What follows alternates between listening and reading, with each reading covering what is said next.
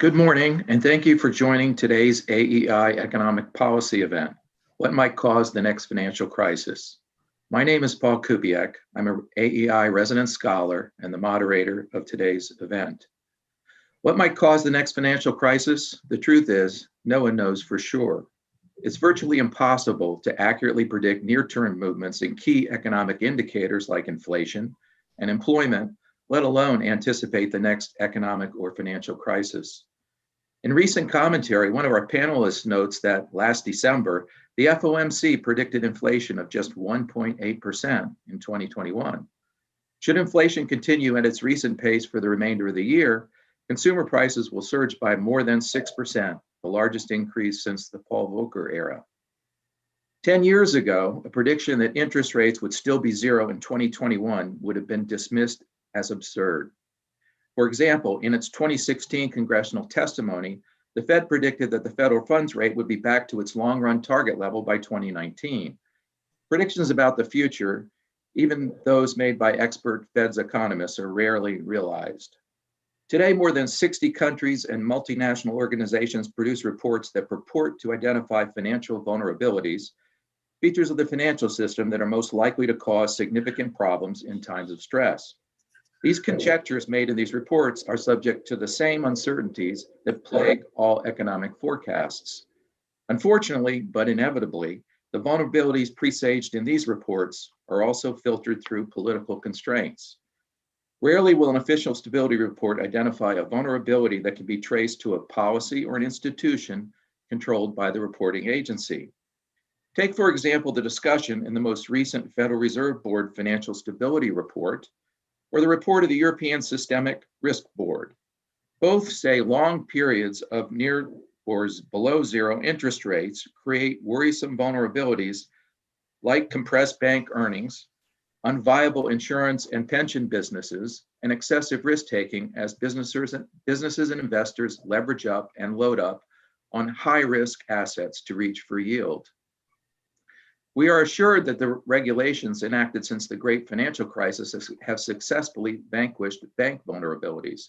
Banks, we are told, are now well capitalized and highly liquid. Vulnerabilities instead arise from the activities of lightly or completely unregulated parts of the financial system.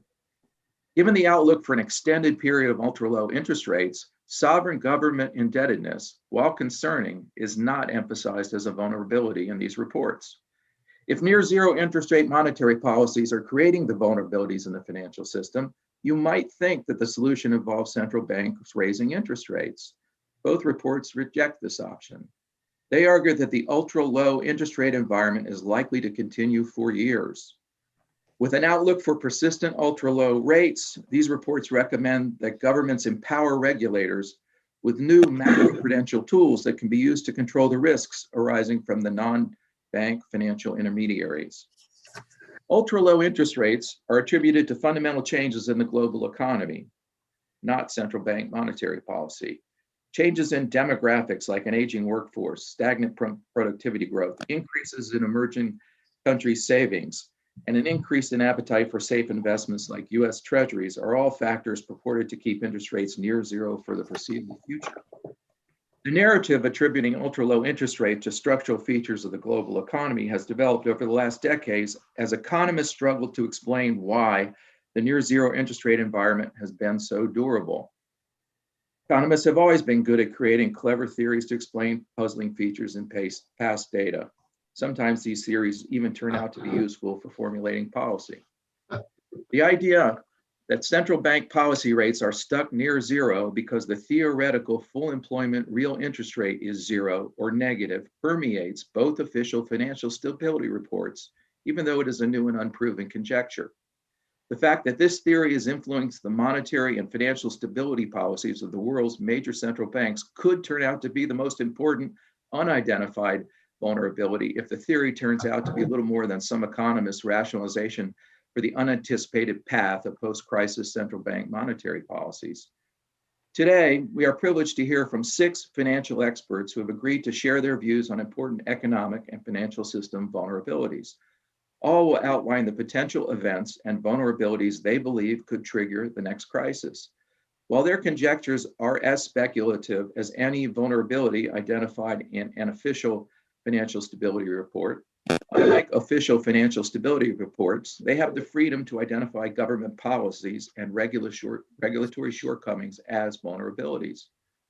The panelists, in order in which they will speak today, are Alex Pollock, Distinguished Senior Fellow at R Street Institute, Christopher Whalen, Chairman of Whalen Global Advisors, LLC, Ehud Ron, Professor of Finance at the University of Texas at Austin, Gerald Dwyer, BB&T Scholar at Clemson University, Ed Kane, Professor of Finance at Boston College, and Rebel Cole, the Lynn Eminent Scholar, Chaired Professor of Finance at Florida Atlantic University.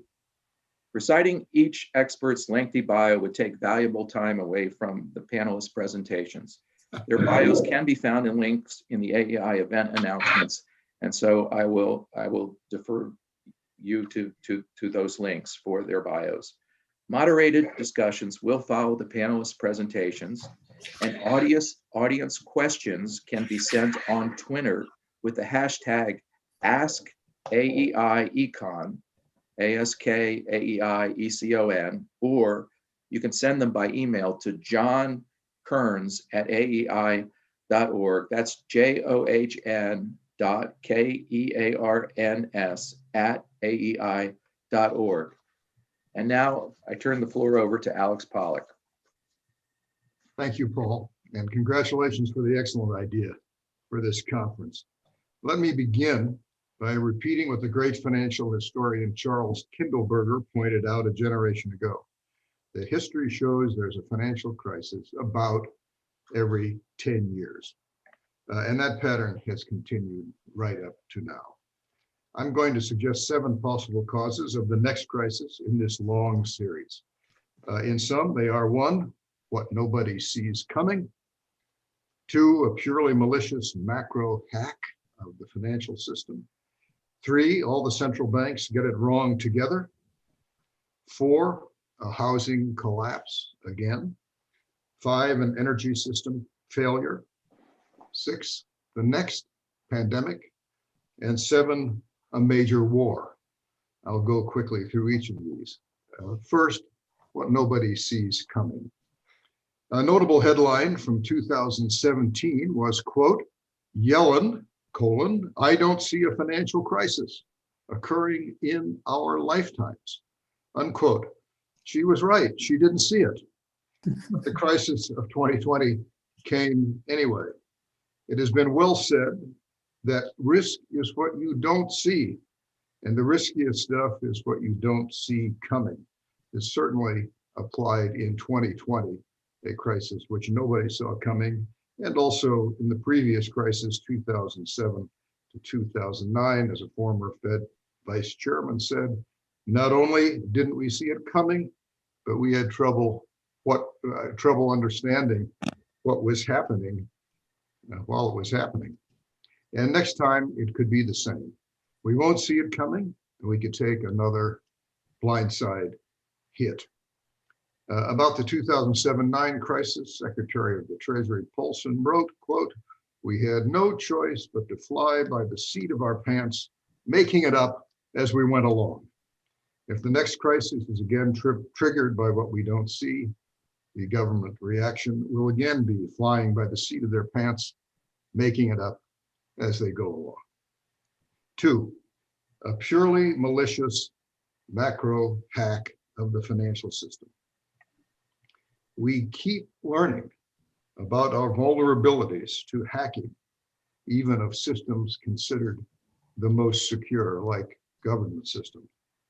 Here I'm to make money, or a hack to collect blackmail, or for spying, but a purely malicious hack with the sole goal of creating destruction and panic and crippling the United States by bringing down its amazingly complex and totally computer-dependent financial system, perhaps in the future using quantum computing. And these might come from some rogue state or rogue movement. Suppose when they strike, trading and payment systems can't settle. There are no market prices. No one can find out what the balances in their accounts are, and no one knows who is broke or who is solvent. That's my second crisis scenario. 3, all the central banks get it wrong together.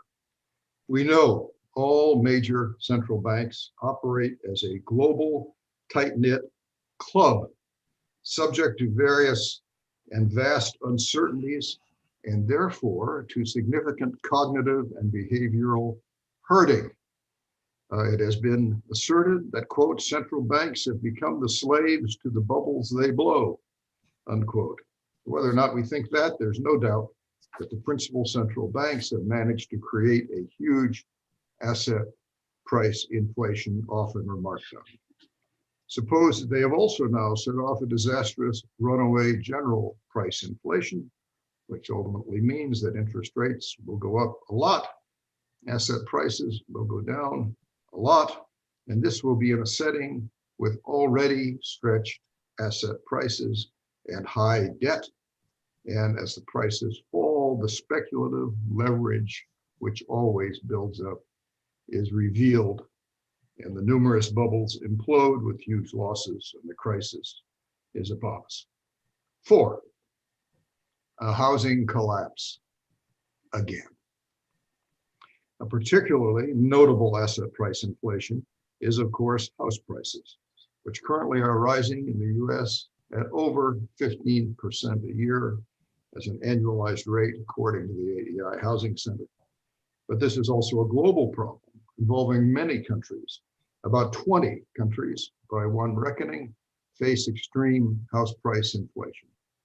Said one financial commentator, quote, "This is now a global property bubble of epic proportions, never before seen by man or beast, and it has entrapped more central banks than just the Fed." As we all know, housing depends in its current institutional structures on very high leverage. Now, what will happen with this leverage if we actually had a market mortgage rate instead of a manipulated mortgage rate? Well, what might a market rate look like? Well, let's say inflation is 3%. Clearly, that might happen or is happening.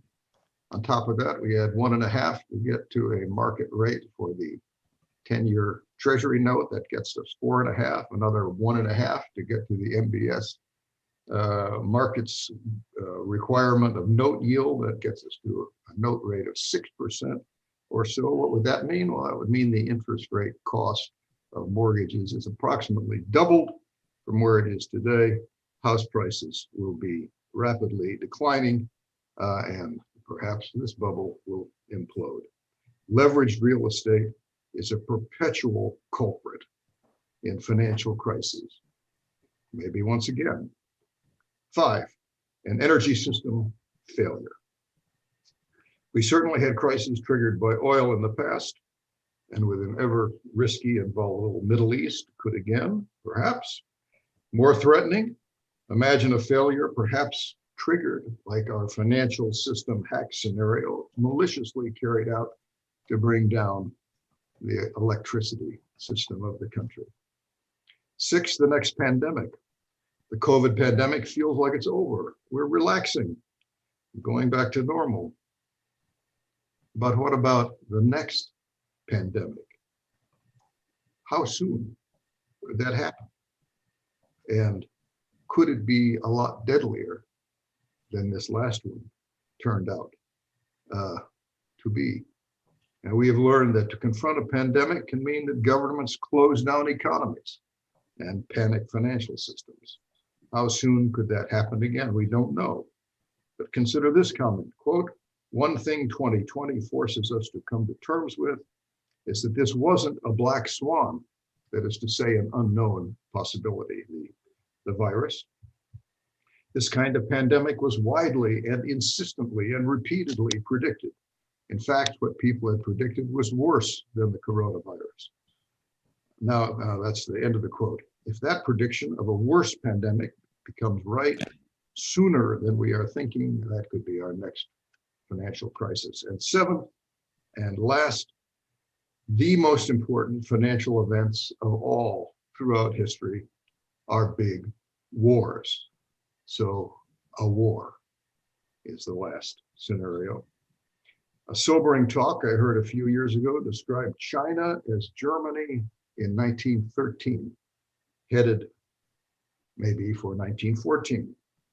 And the incredible destruction unleashed in 1914 also included a financial panic. And of course, the war created immense financial problems, which ran into the 1930s. What if a big war happened again in the 21st century? As one possibility, consider this, quote, a disastrous war between the United States and China in the decades ahead is not just possible, but much more likely than most of us are willing to allow. Unquote, thus a Harvard scholar of the issue. But would anybody really be crazy enough to have a war between China and the United States? I hope not. But we have to remember that we've already had such a war between China and the United States. It's called the Korean War. And about the Korean War, one historian wrote, the Chinese viewed Korea as a great success. Mao had shrewdly understood the domestic political benefits of having his country at war with the Americans, unquote. If it happened again, it would be a crisis in every way, needless to say, including a financial crisis. So overall, we can say there's plenty of risk and plenty of uncertainty to provide possibilities for the next financial crisis. Thank you. Thank you, Alex. And Chris? Hey, thank you, Paul, and thank you to AEI for sponsoring this event. I'm honored to go after my good friend and mentor, Alex Pollock, and I'll just agree with everything he said. It sets up my comments very nicely. We conducted a number of events here over the years at AEI that I think predicted this discussion. You know, the American system, as I wrote long ago in my book, Inflated, is based on inflation. Going back to Lincoln, you know, Alex mentioned the threat of war at the end of his comments. Wars are always a means for inflating currencies. And in peacetime, since the end of World War II and the Korean War, the United States has taken on the same hubris and arrogance as Rome and other great states that have come in the past, thinking that we can do anything and that we have no limits on our actions, that there will always be a market for treasury bonds and there will always be demand for dollars as the global means of exchange. So here we sit today, and surely, yes, we had a terrible financial hiccup last April and May because of COVID. The money markets were in disarray. But the big backdrop, I think, has been the interventionist policy by the Federal Reserve Board going back to 2008, and their willingness to do things which, in my day as a young analyst at the Federal Reserve Bank of New York in the 80s, working for Tony Solomon and then Jerry Corrigan, you know, we just suggested changes in rates and markets would move. Occasionally we would intervene and that would impress people, but the Fed in those days was tiny and its ability to marshal enough cash to actually go out and intervene in foreign currencies, for example, was very limited. So sometimes we would surreptitiously play in futures contracts, which is still something that's not well documented. Although at least today, the Board of Governors and the Federal Reserve Bank of New York will disclose both their cash purchases of mortgage-backed securities and also their purchases of forward contracts in what we call the TBA market, which is the second largest bond market in the world after cash treasuries. You know, what I would say too is that the inflation aspect in all aspects of finance has forced the Fed to progressively go bigger and bigger in terms of their operations in the markets and how they treat certain markets, heretofore private markets, and also their activities in other areas such as payments. You know, the Fed is becoming more and more the corporatist monster that conservatives decried a century ago, going back to, you know, Louis McFadden from Pennsylvania, who basically described it as the successor to JP Morgan and the big banks. In other words, it was a central bank that had the power of government behind it and could basically do anything it wants. So today we have a construct where the Fed is buying securities, treasuries, and mortgage backs. They are trying to mop up liquidity through what we call reverse repurchase operations, which are vast.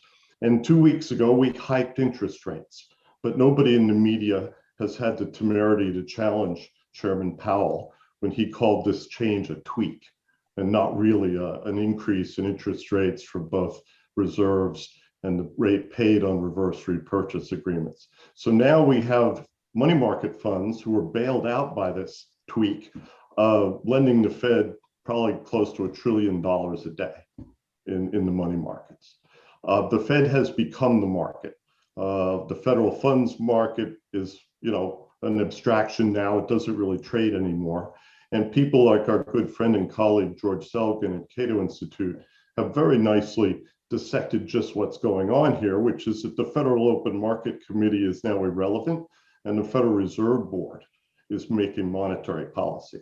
No one in Congress has the wit or the imagination to challenge any of this, and I'm not sure they would want to. But I would just point out Chairman Bernanke's comments many years ago to his colleagues at the Fed, where he said, once you start QE, you can't stop. Once we put the inflation into the system, we can't take it back because that implies a reduction in reserves. And what I worry about, the big question I have, is that there's still a lot of conservatives at the Fed who think that they can normalize policy. But the reality is, I think that balance sheet is going to stay at $7 or $8 trillion indefinitely. And that means the central bank will have inflated housing, will have inflated other asset classes. And I'm not sure how much they're going to correct. So to me, the threat is inflation. And yes, I worry about COVID, as Alex said. I think we'll have another lockdown phase with this new Delta variant. And it's unfortunate, but I think we have to prepare for it. But really in the financial markets, my worry is that the Fed thinks they can fine tune, but you can't. The number of variables, the number of complexities in policy today really makes it almost impossible to quantify on a day-to-day basis because the target is moving. We also have evidence that many members of the Federal Open Market Committee and some of the Reserve Bank presidents do not understand markets. We had the head of the San Francisco Fed recently state that the purchases of mortgage-backed securities by the Fed is somehow not affecting housing prices. Well, let me tell you something. If you were to stop QE in mortgage-backed securities and stop forward purchases in TBAs, probably be good to 0.5 point to a point in 30-year mortgage rates. So, Paul, I'm going to leave it there and look forward to the questions. But my big concern is who's managing the fine tuning. Thank you, Chris. Ehud. Thank you, Paul. I want to thank you for your kind invitation to join this panel. I want to thank your AEI colleagues for their assistance, and it's a pleasure to join my co-panelist in this. I want to pick up on the point that Alex made with respect to a geopolitical oil crisis as a possible precursor to a financial crisis. Excuse me. So what I'd like to talk about in the time that I have at my disposal is to review a little bit what it is that causes oil crises, and then to get into a discussion of what might eventuate if we have a geopolitical oil supply side crisis emanating from the Persian Gulf. So I think, as we all know, there are two types of flavors for oil crisis: demand and supply side. Obviously, we've seen the supply side for the last 16 months, a demand side for the last 16 months, and prior to that, we had, of course, the Great Recession. On the supply side, we have hurricanes, we have hydraulic fracturing, but I'm going to focus on the geopolitical, which is one that emanates typically, but not always, from the Middle East. And I've given some examples down here of past such crises going back to the 70s, the regional hostilities that eventuated in the 1980s, intervention by outside agents that occurred in a number of times, and very interestingly, on January 3rd, 2020, and of course, the domestic unrest that began in the Middle East on 2011. Before I launch into all of that, I cannot resist mentioning something that is almost inconceivable, But those of us who have been around the track a little bit, and I'm going to date myself here, recall the 1970s, and there was this report in April of last year that the American president called the Saudi Arabian crown prince and threatened to withdraw US military support if OPEC and its allies did not cut oil production. For those of us who lived through the 1970s, it is inconceivable to think of something like that. All right, let me give you a big picture on the oil issue. Very briefly, what we have is we produce about 12.75, assuming we're back to normality in terms of production. We consume a little bit of more than 18 million barrels per day. I'm going to include, I hope no one is disrespected by this, Canada and Mexico as part of the domestic production.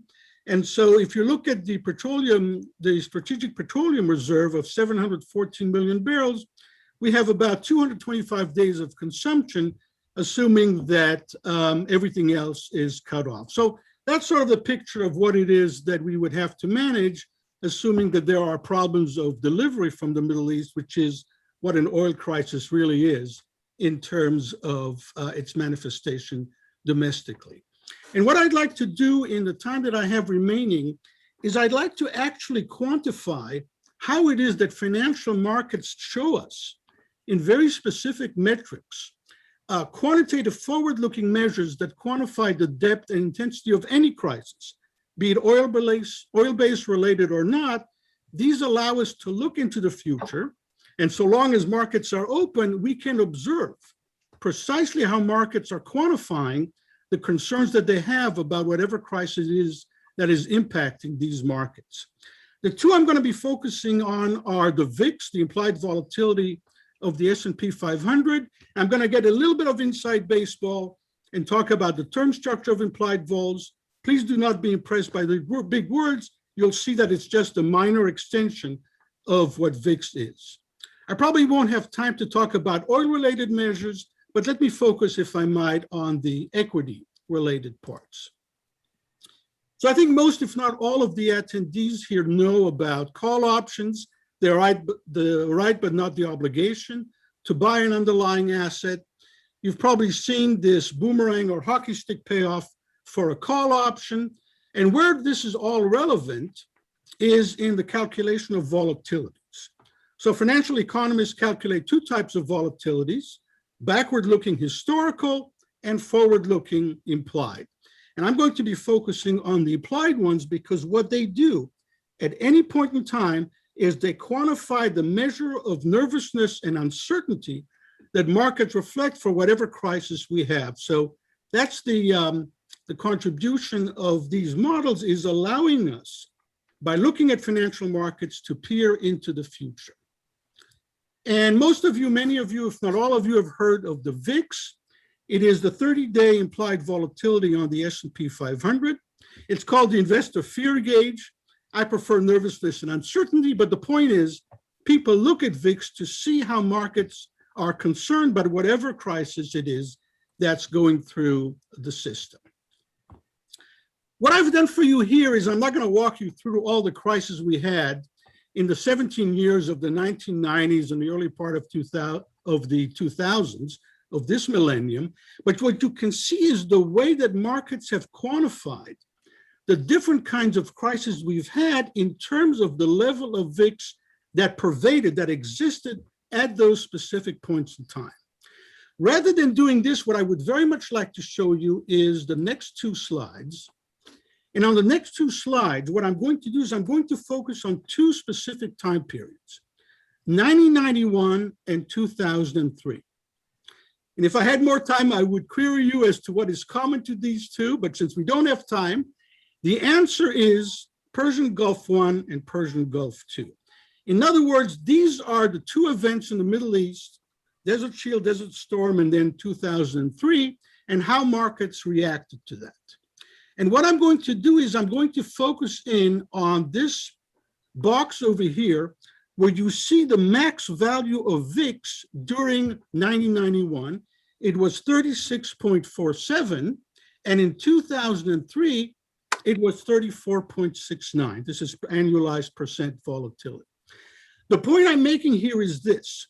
I'm not a geopolitical scientist, so I can't talk to the issue of the politics. But what I can tell you is that the way the markets quantified these two crises was almost identical in terms of the level of max nervousness that they exhibited. And if you go forward, you can see the same thing during the Great Recession and then on into the crisis last year. During the Great Recession, the peak was 80.9%, and during the crisis last year, it was 82.69. It was a little bit higher, but you'll notice it was narrower because the markets were very nervous, but then they calmed down more quickly than they did in the Great Recession. Now, here's what I'd like to go a little bit of inside baseball. I'd like to talk about the term structure of implied volatilities.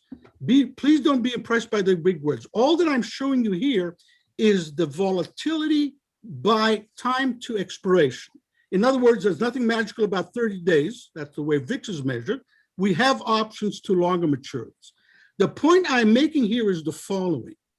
In times of normalcy, you see that the term structure, implied volatility by time to maturity, generally mildly upward sloping.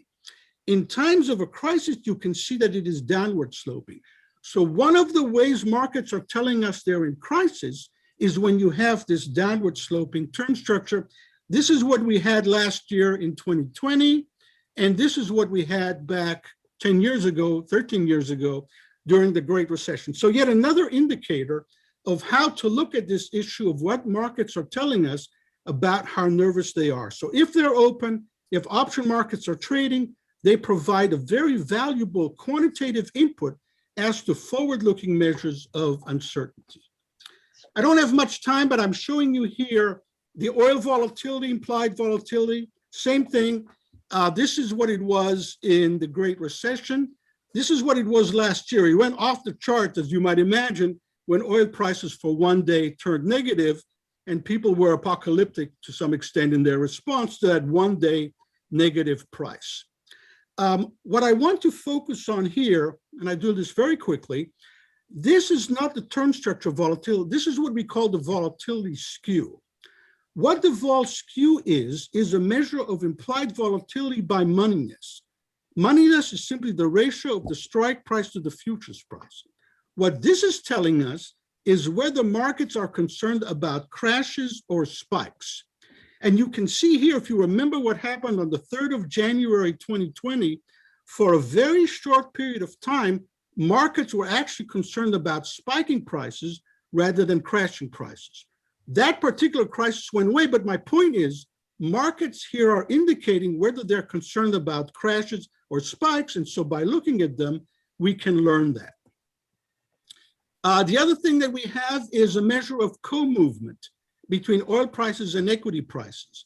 You can see here the concern about the recession and the recovery, and you can see here the response of the equity and oil markets to the events of 2011, the so-called Arab Spring, and you can see the negative relationship over there.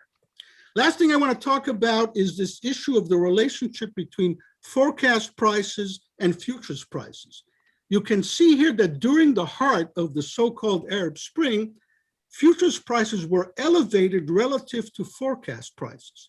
People had embedded a risk premium into oil prices that reflected their concern about whether supplies would be reaching us from the Middle East. And so by looking at this, you can also see where the markets are realizing there is an oil risk premium embedded in markets due to events, in this particular case, in the Middle East. And so I'll conclude just by talking about one of my favorite topics, which is efficient financial markets. I don't have time to show you all the quotes, but I can't resist this quip of Paul Samuelson that the stock market has forecast 9 of the past 5 recessions. So even those of us like me who believe in market efficiency aren't claiming that markets are prescient or omniscient. What we're saying is they're doing the best they can to assess the circumstances, and I invite all of us to look at these metrics to understand what it is that they're telling us. And with that, Paul, I return it to you. Thank you, Ehud. Jerry, the floor is yours.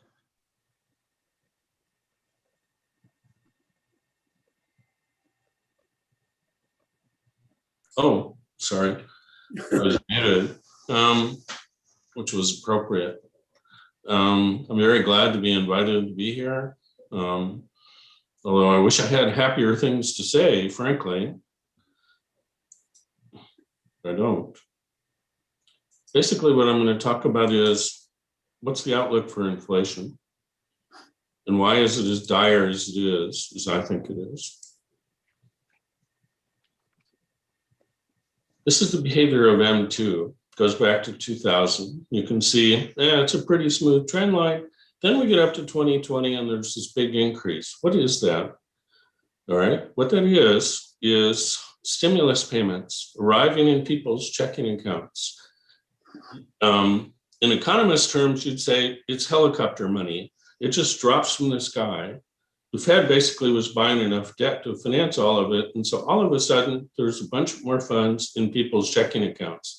And for some people, these are not trivial amounts. I mean, somebody was telling me, a friend of theirs was the most recent one, which was $1,400, was $10,000. And so people don't spend it immediately. And so the impact effect is really pretty small. Now, this is related to, but different than, quantitative easing. Quantitative easing is the purchase of assets by the Fed. This is total reserves in the banking system. And you can see when the financial crisis came, total reserves went up by 10 times. They haven't gone up that much this time, but then of course you're starting at trillions of dollars.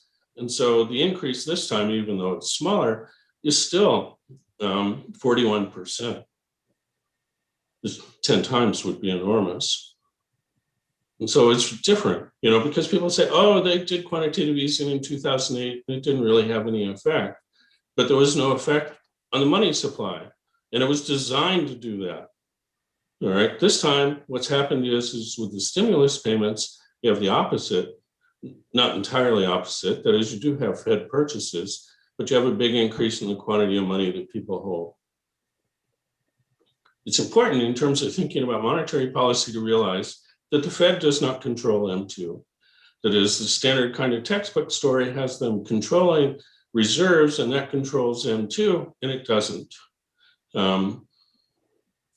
The way they control the reserves is basically by the interest rate on reserves, and then they change the rules a little bit. What determines the growth of M2 as a general rule, and why is it a smooth trend? Because it's determined by expected inflation. That is, people want to hold more money because prices are rising, and so the quantity of money rises. And the Fed, like I say, doesn't control it. The recent one is very different. It's just drop it into your checking account. What do you think of that? There's a huge amount of evidence that faster growth of the nominal quantity of money is associated with higher inflation.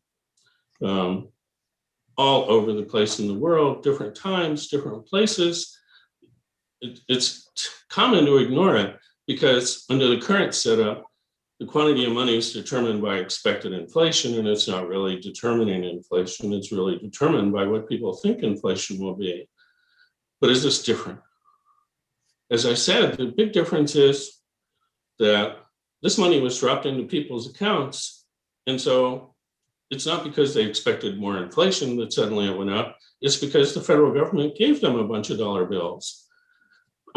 And what are people going to do with a bunch more money in their checking account? Immediately, not very much. If somebody dropped $10,000 in your checking account today, you're very unlikely to go out today and spend it all. It's possible, but not very likely. Most likely what you'll do is think about what you want to do with it. What's going to happen to inflation and expected inflation is very important in terms of thinking about what's going to happen.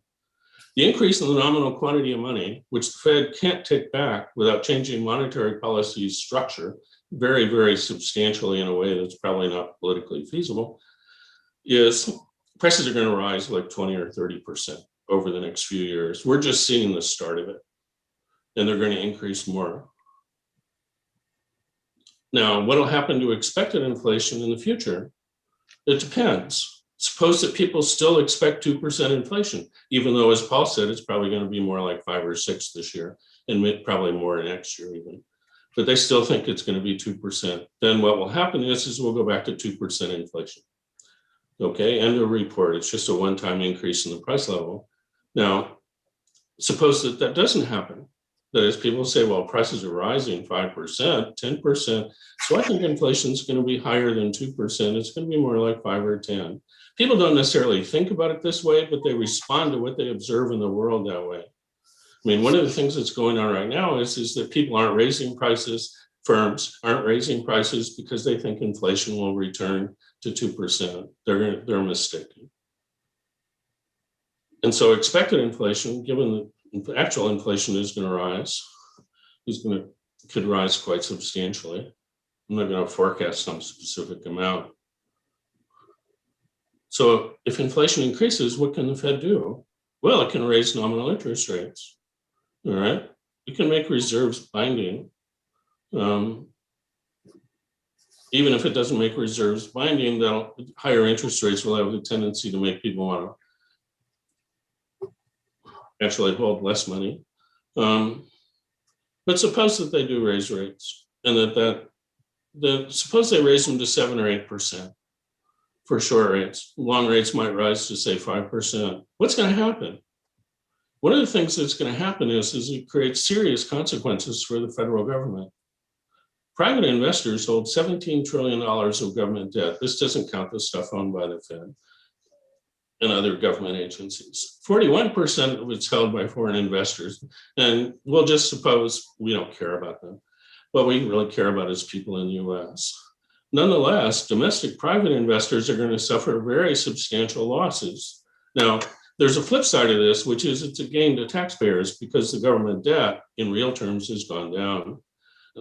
But there are transfers from debtors to creditors on private debt. And obviously this is disruptive. And it does mean higher inflation. What happens to the government budget? This is the interesting thing. All right, I did a really simple regression. That's what that long sentence says. Basically of government debt service relative to debt on long rates and short rates. And then said, well, what does that suggest? Suppose that interest rates increase by 5 percentage points. What would happen to the amount of government debt service? It's surprising, but government interest expense currently at the interest rates right now is 1.9% of GDP. It's 15.5% of federal government revenue at very low rates. What happens if it goes up by 5 percentage points, which is not an unreasonable expectation? I mean, it'd be interest rates on the order of just a little over 5%. Well, that would be 9% of GDP. It'd be 58% of federal government revenue in fiscal year 2020. That is, most of the government revenue would just have to go for interest expense. Wow, that's a really hard thing to imagine. How are you going to get out of that box? About the only way you can get out of that box is just keep printing money and basically just reduce the real value of the debt. You can imagine other ways, that is, the government could confiscate all the government debt, but that's not legal in the US, constitutional. So in terms of a financial crisis, it's pretty easy to imagine. And even if it works out moderately smoothly, so there isn't a real crisis, certainly it's going to distort the housing market more because it's a way to gain from inflation, makes you a debtor. It's going to distort credit markets. It's going to lower real GDP as it did in the 70s. And how are you going to get out of it? Well, you're going to have a big recession, possibly much worse at the end of the great inflation in the 1970s. So this is what keeps me awake at night. And that's really all I have to say. Thank you.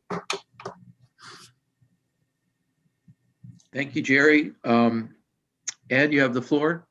Okay, thanks, Paul, and thanks for inviting me. Interesting to hear what everyone else thinks.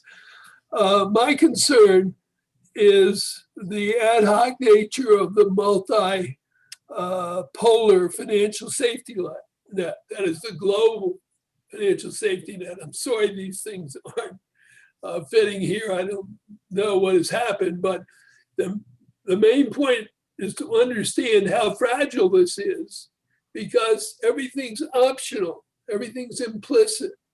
That here, this is a description of how it worked in the great financial crisis, that the countries of Europe, Southern Europe, Portugal, Italy, and so on, needed money. And it was, and Greece is the one in front. You can't see the label now. I don't know if there's any way to shift this up for us to see the bottom of it all.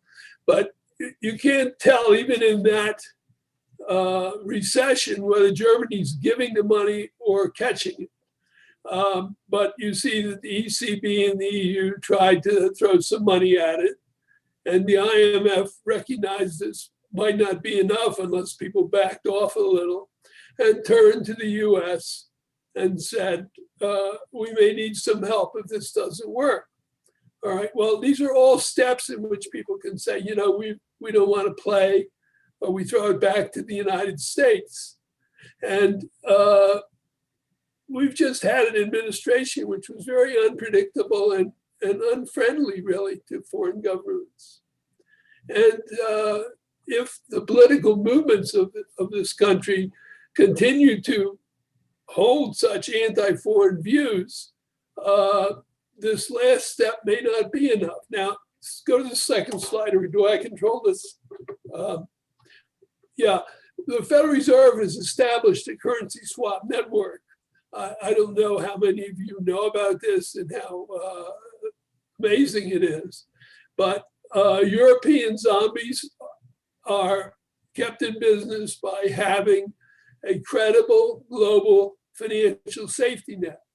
And the trick is for bank accountants as stage magicians, make non-performing loans disappear. Now, this is very easy to do at 0 and negative interest rates.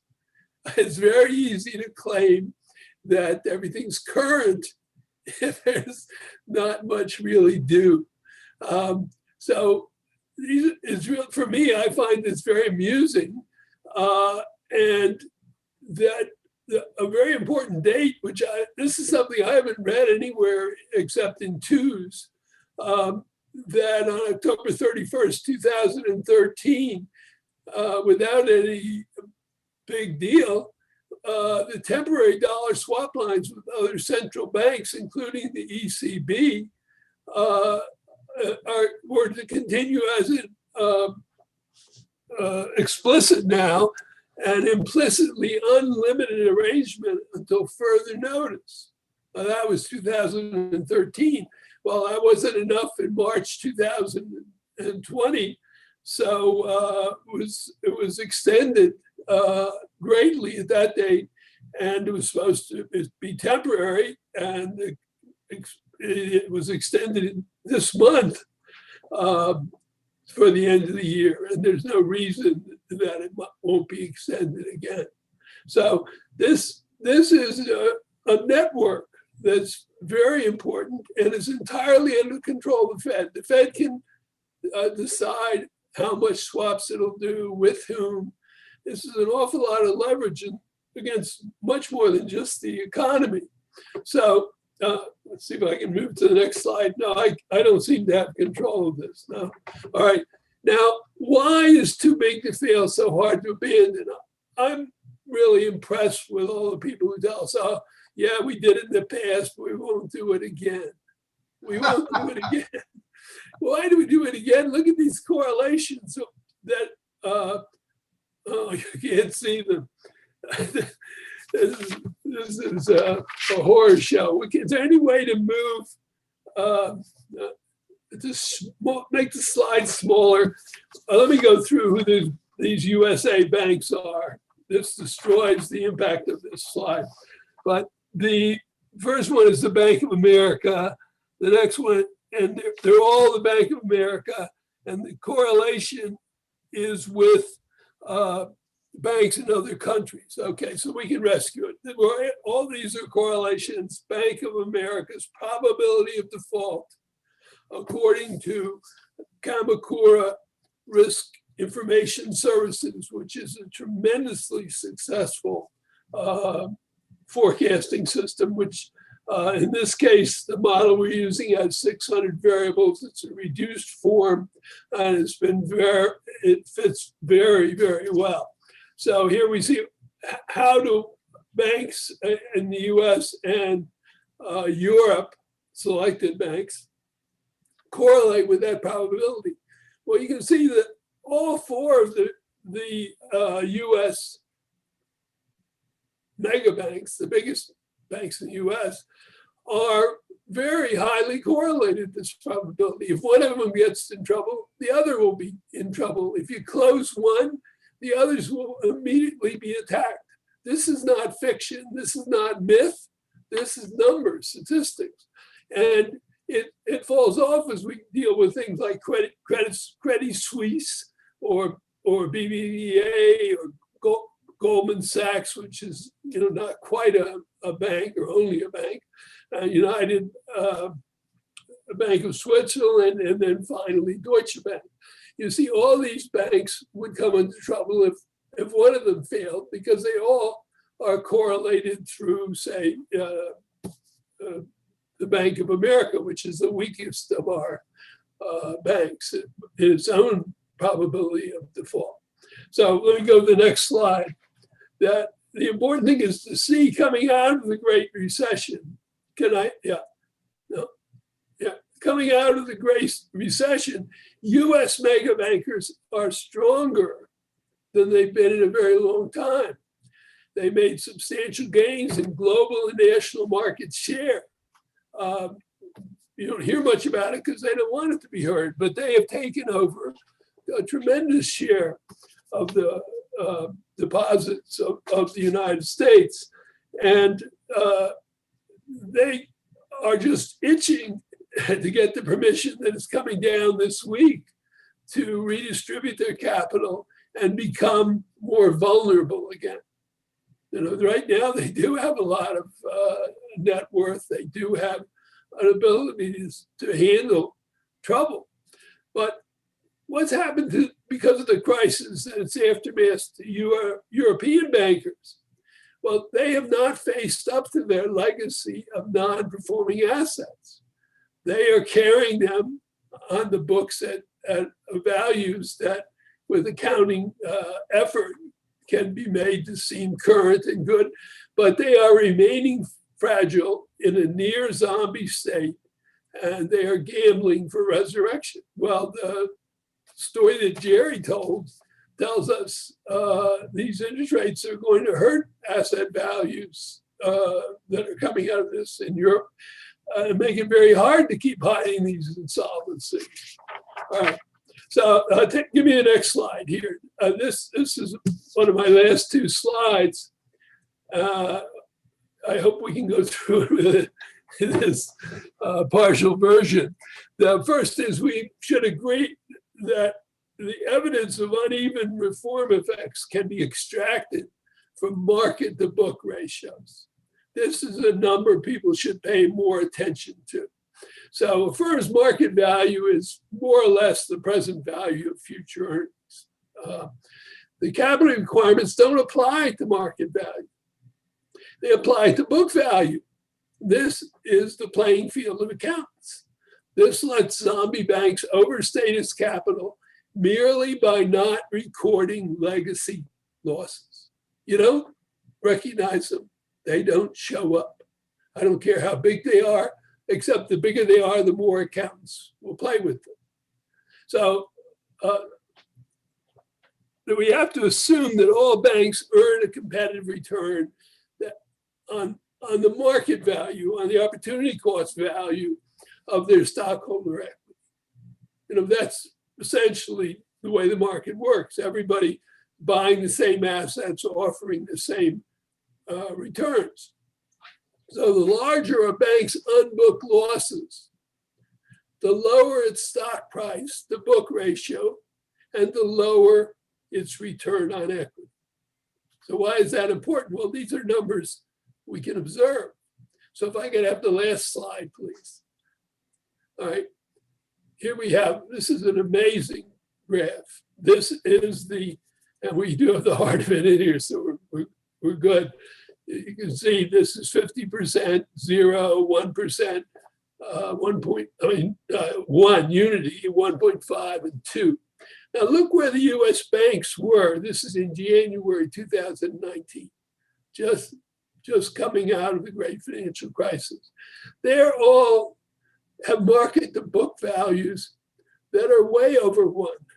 All right, now look at Deutsche Bank, look at Commerce Bank, look at Paribas, UniCredit, Barclays, Credit Suisse, and then you see Citigroup as being the weakest of the US big banks. Now, all we had to have to bring all this down would be for people in the US government, perhaps being advised by a very nationalistic president, to say, look, we don't need to use our global safety net contribution to keep these foreign banks going. They're poorly managed. They're gambling for resurrection. Look what we did for the banking industry with the S&L mess. They let these firms get very, very insolvent, and then they let the mega banks in the US ride to the rescue. They're heroic efforts to take over the S&L industry. We're all grateful to them for it. And that's essentially what is being set up here. That all the Federal Reserve has to do is say, well, you know, this is just too much for the US taxpayer. And the strong American banks will take over these other banks in their global network. And they'll ask for gratitude for this, for repairing the economies of Europe. It'd be like a second Marshall Plan. That's how they would sell it. I know this is hard to envision, but it doesn't take a president much more nationalistic than former President Trump to ask the Federal Reserve to do things differently than they've been doing it. And although there's a lot of talk about how powerful the Federal Reserve has become, the Federal Reserve is controlled by the big banks, you know, through Congress and through the president. The decisions it makes are not those that we would like it to be as an independent, very uninvolved entity. It has always received a lot of political pressure. And the only way that Volcker was able to really change things was that he made it very clear going in what he wanted and had the president's support of that in Congress. And they felt desperate. But again, this is a recipe for disaster if the US decides they're not going to help the foreign banks.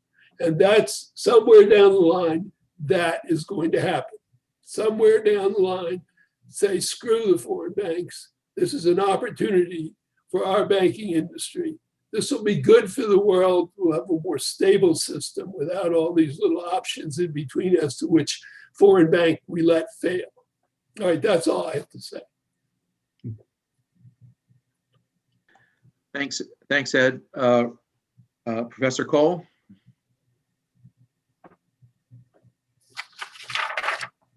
Thank you, Paul.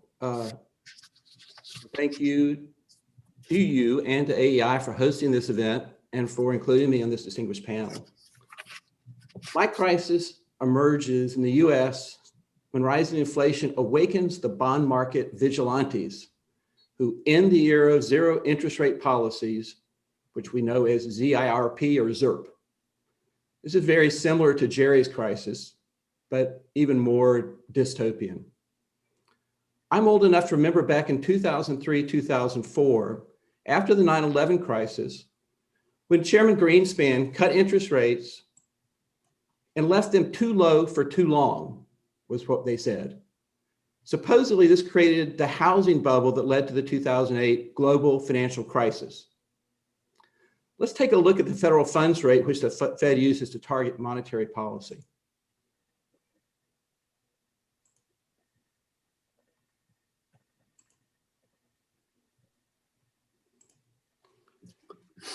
This is going back to the 1960s. You can see in 1980s where the Volcker Fed dealt with inflation.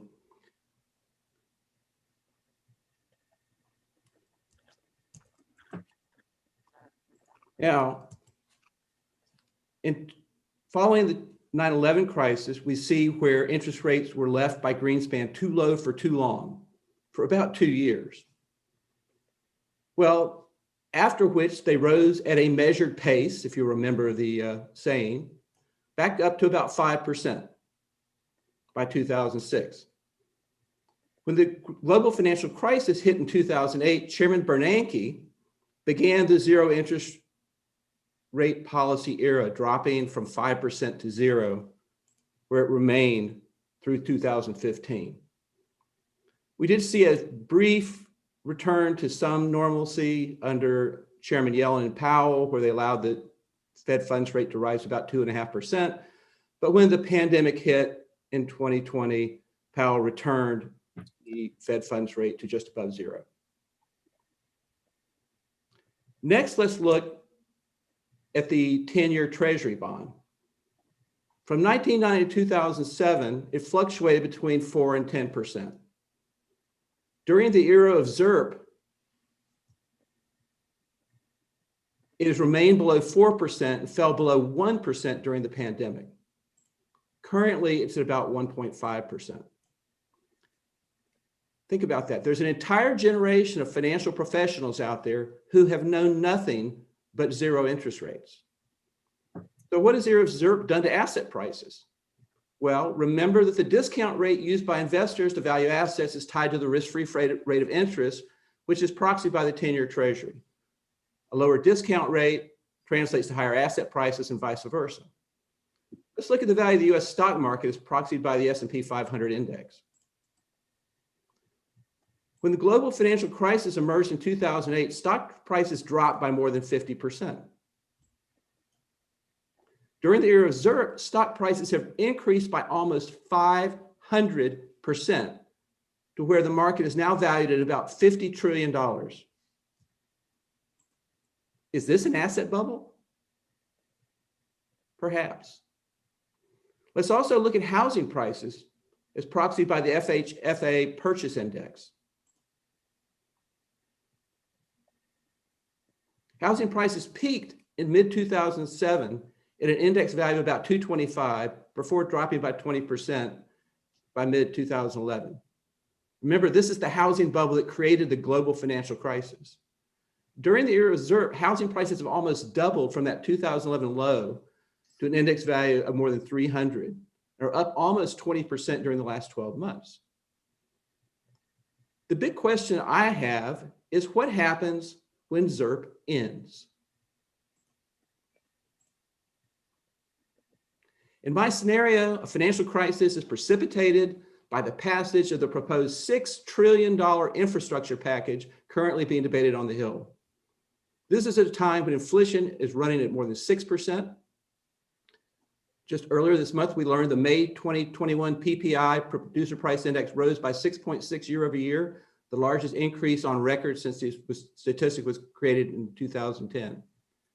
The Fed insists that the inflation rate is transitory and it will quickly drop back into the Fed's target range. So we have nothing to worry about. The infrastructure package pushes the value of the national debt from its current level of 28 trillion to around 32 trillion. Remember back in 2008 when Obama was elected president, the national debt was less than 10 trillion.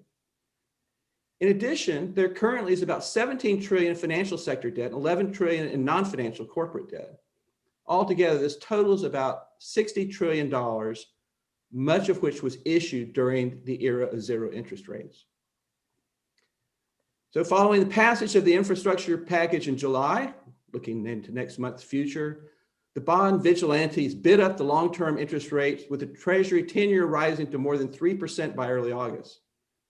We then get the July Producer Price Index report released on August 15th, showing a year-over-year increase of 8%, confirming that inflation is not transitory. And in response, the bond vigilantes bid up the 10-year Treasury rate to more than 4%. The NASDAQ index tumbles as tech stocks are revalued using higher discount rates and falls into bear territory. As margin calls come in on Wall Street, investors dump equities across the board. The S&P 500 falls below 3,000. More than $15 trillion in equity value is erased. But what about the 60 trillion in outstanding debt? A quick primer on how interest rates affect the value of debt. As rates rise, the value of a bond falls. Consider a 10-year Treasury bond paying a coupon rate of 1.5%, where Treasury yields are today. If interest rates rise by 1 percentage point to 2.5%, the bond loses about 9% of its value. If rates rise to 5%, where they were in 2007 before the Fed began its printing presses, the value of this bond would fall by almost 30%. So what happens on average if interest rates rise by 3.5 percentage points? The debt markets lose about $16 trillion, dwarfing the losses during the great financial crisis, global financial crisis. So we've got 15 trillion in equity value, 15 trillion in debt erased. The big question is, who's on the hook for all these losses? Is it the bankers? Banks are required to hold, by regulators, to hold a significant portion of their assets in high quality liquid assets, typically treasuries and mortgage-backed securities. That's about $4 trillion as of Q1 2021. Losses on these securities would be about $1 trillion. Total industry equity was only about $2 trillion at year-end 2020. Many banks, large and small, will be rendered insolvent by these losses. The Fed responds with Treasury announcing TARP Act 2, funneling hundreds of billions of dollars in preferred stock and subordinated debt into the banks and hiding the identity of the big losers, which includes one of the $4 trillion mega banks. The FDIC extends unlimited insurance on all bank deposits to head off bank runs. Next, we learned that many savvy bankers use financial derivatives, including interest rate swaps, to lay off much of their interest rate risk to other players, such as life insurance companies.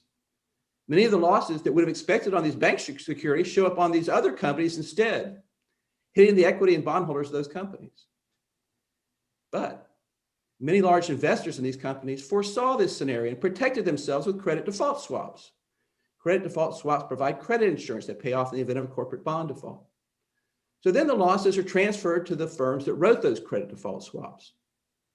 Remember AIG? Who is the AIG of this crisis? No one yet knows. And that creates the next problem. Just like 2008, no one knows who is solvent, who is insolvent. So once again, the credit market sees up as no one is willing to lend to anyone else. This creates a massive liquidity problem, even for otherwise solvent companies. As in 2008, the Fed's forced to step in with numerous and massive liquidity facilities. What about the housing market? Mortgage rates follow treasuries upward. The 30-year rate rises from 3% to more than 6%. At these levels, few can qualify for a mortgage. Their demand collapses. Housing prices begin to plummet, dropping by 25% nationwide. The foreclosure nightmare returns. The value of Fannie and Freddie's assets plummet, forcing the government to recapitalize them once again. As in 2008, asset correlations converge to one, just like Ed was showing with the big banks. There is nowhere for investors to hide. And the pain does not stop at the US border. Losses in the US equities and debt issues reverberate around the world just as they did in 2008. As goes the US economy, goes the world economy into a massive worldwide recession yet again. Paul? Thank you, Rebel. Excellent. Well, certainly one commonality here and is the fear of inflation, the risk that inflation will end up being a destabilizing force in the coming months or years ahead. Ed, you were focusing on the weak European banks and the need that and the current safety net system that keeps the European banks in business. I mean, one question I had for you is this should we be buying JP Morgan or selling JP Morgan? I couldn't figure out which was the right financial. Well, that's simple. Buy JP Morgan. Buy JP Morgan. Yeah. But what the inflation is close to home in the US. I think many of us have a pretty good sense of the numbers here. What about in Europe? I mean, the ECB is following basically the same strategy as the Fed is, and relying on the Fed for, as you mentioned, for currency swaps. What's the outlook for inflation and things like that in the Eurozone? Do you have a sense for that? Well, I've not really looked at the numbers of inflation in the Eurozone. I'm focused on the financial institutions. But the economies there are fragile. I would say that. So that should help to keep prices not to go as fast as they go in this country, probably. That's all I'd say. But we have a situation where Federal Reserve liquidity is potentially, the provision of liquidity is potentially driving inflation here, but they're providing liquidity abroad as well. Why is the should inflationary impact be limited to just the US if the dollar is a world currency in essence? I'm not saying it'd be limited. I'm just saying, why should everything go up at the same rate? Of course, housing prices, as Chris has said, are up in Europe. And so I think ordinary people, ordinary households, middle income households recognize that their best inflation hedge is housing. They've always recognized that.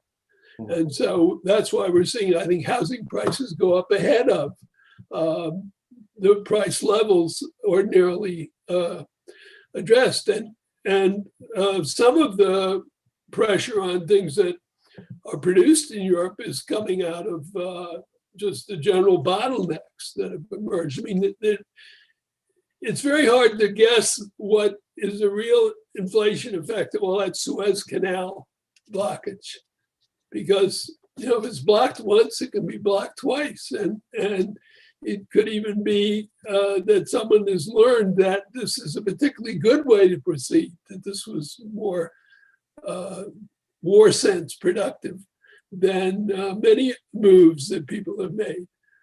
Just get that Suez Canal stuck and the whole world will be in trouble. And so, I mean, these are the kind of things that were the seventh of Alex's concern, but just a few well-placed bombs that could be produced in back alley garages could greatly affect the world. And but anyway, I am not an expert on prices in Europe, but I other than the bank stock prices. Okay, Alex, do you have any view on this? And I mean, is inflation is the big risk, but at one level, inflation is kind of the savior of those that are so indebted. So, and if the zombie firms in Europe, I mean, can the banks inflate their way out of? Can you inflate their way out of their problems, or not? I mean, I think we're trying. I mentioned that central banks are subject to conceptual and behavioral herding, as we see the printing from not only from the Fed but from all of the major central banks. And I think the inflationary fear that many of us share, and the sorts of scenarios that Jerry and Revel talked about in particular apply there as well. Yet again, I have a saying coming into my mind that among the most important financial factors in the world are fashions in the ideas of central bankers. And we've seen the inflationary and QE fashion take over the central banking world. Just mention one other thing. You talked about all the people who would be broke, and we know that that financial crises, as a couple of us have said, always result in nobody knowing who's solvent and who's broke. Among the interesting calculations would be how broke the Federal Reserve itself would be with its $6 or $7 trillion of long assets and a 5% long rate. And the answer would be very broke, and its accountants, Ed, would be very busy covering up the hundreds of billions of dollars of losses that the Fed itself would take, because it's taken a huge amount of the duration risk of the whole system onto its own book. So if you get a backup to anything like a true market rate, that's an interesting thing to think about. What that would mean, it would certainly cut down their contributions to the annual U.S. budget receipts that come from the Fed. Well, I think the plan on that is to record the franchise value of the Fed. Yes, and we'll sell it into a non-fungible token. Sell it to J.P. Morgan. Yes. Chris, I wanted to come back to you. Your housing is your main bailiwick. So, we have a couple of panelists who think that, the housing prices aren't going to stick. We have an inflation, interest rates rise. You seem to be more optimistic on the outlook for valuations. And maybe you could talk a little bit about Europe and prices of housing in Europe, and maybe Canada too. Canada took some steps to try to curb some of the purchase frenzy in Canada recently. I'll turn it over to you for a second. Well, the U.S. housing market is driven mostly by a lack of supply. Home building is not sufficient to add to the stock and keep up with the failure of the stock. There's a considerable runoff in properties that become obsolete and end up being knocked down. So between those two numbers that Lori Goodman at Urban Institute's done a lot of work on, we're short millions of housing units per year. And so my guess is the market's going to continue struggling along on lower and lower volumes until about 24, 25. And then we have a reset. And depending on some of the factors that Rebel talked about, we could have a market reset earlier than that. If you really look at April and May of last year, what happened was that JP Morgan folded their arms and a lot of other people left the room. So the entire small dealer community, small REITs, big REITs, were essentially left without liquidity. Now, the Fed has said they wanted to let money market funds trade at NAV, and they wanted to also discipline other parts of the market. But 2 weeks ago, Paul, they blinked. They raised the rate for reserves, and all of a sudden you have $1 trillion worth of cash from money market funds being deposited at the Fed. So, they would like to do certain things, but the market reality that I think Rebel and some of the other speakers spoke to, and that I worry about, is that you can't do that. This market is so fragile just the way it is that yes, you could have a complete sell-off that causes mark-to-market losses for banks, GSEs, et cetera. We almost had a couple of big publicly traded REITs tip over last April, okay? And the Fed came to the rescue big, buried the street in money, almost caused other people to fail. And then 6 months later, some of these mortgage companies, I won't mention any names, went public. So when you have that kind of volatility coming from your central bank, what other problems do we need? That's to me, that's the danger. They cannot fine tune this. It's too complicated. And every economist any of us have ever read would tell you that. But they can't believe it because of the curse of Humphrey Hawkins. We must do these things to ensure full employment. And now we define full employment as the bottom quartile of people who are unemployed. That's the latest twist from Lyle Brainerd and some of the other governors. Chris, that brings me again to the intellectual fashions among central banks. And the last time that fine tuning was really in fashion in central banks was, of course, the 1960s. When you had these amazingly hubristic comments by various macroeconomists about fine-tuning, and the result was the inflation of the late 60s and the 1970s that some of us remember. Yes. Well, look, I've written about this recently. A good friend of mine, Ralph Delguidici, who's a partner at FBR, a very smart fixed income guy, he said, look, money market funds are going to have to float on NAV. They're going to have a standing facility, so everybody doesn't have to go to JP Morgan. So the Fed will disintermediate the primary dealers eventually. And then they're going to force everybody into the US clearinghouse. So the offshore leverage and the offshore monetary policy implications, right, that we never talk about Our narrative is only domestic in the United States when we talk about the Fed, but the offshore piece is more important.